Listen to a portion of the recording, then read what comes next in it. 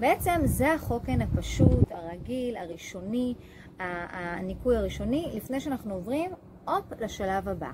נכון? כן. יש עוד משהו להגיד על זה?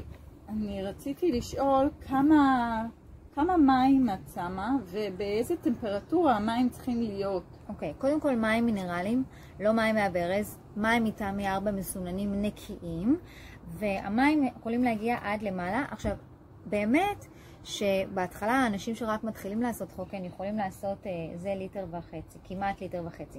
יכולים לעשות 1.5 ליטר עם חצי כפית בייקינג סודה. יש לנו גם כן בייקינג סודה בתוך הערכה.